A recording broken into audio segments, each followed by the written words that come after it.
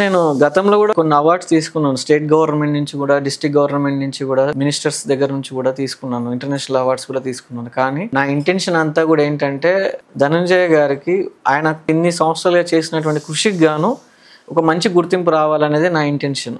దానికోసమే నేను మామని ధనంజయ గారిని కలవడము, ఆయనకు బాపూజీ చెప్పడము, ఆయనతో తీయించడము అదంతా జరిగింది కూడా అందుకే. ఈ బాపూజీ గారి జీవిత చరిత్ర అనేది నేను ఏదో పిక్చర్ తీయాలని ఆలోచన నాకు లేదు.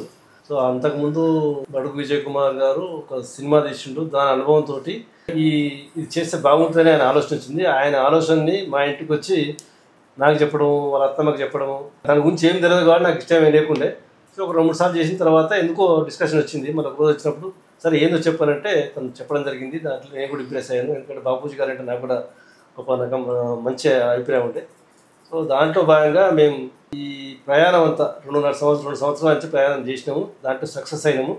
సో నాకంటే చాలా చిన్నవాడైనా కూడా తను తీసుకున్న నిర్ణయాన్ని దానికి ఒక రూపకల్పన, దానికి ఒక చిత్రం తీసుకొచ్చి 10 మందిని మెప్పించి 10 మందికి అర్థమయ్యేలా సినిమా తీయడము వారి గొప్పతనము. దానికి నేను కేవలం ప్రొడ్యూసర్గానే మాత్రమే ఉన్నాను.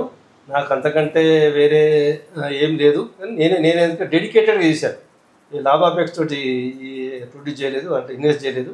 సో ఇప్పటివరకు కూడా నేను ఏదైతే ప్రొడ్యూస్ చేశానో, ఏదైతే ఖర్చు పెట్టానో దానికి పూర్తి స్థాయిలో నాకు గుర్తింపు వచ్చిందని చెప్పి నేను మాత్రం భావిస్తున్నా.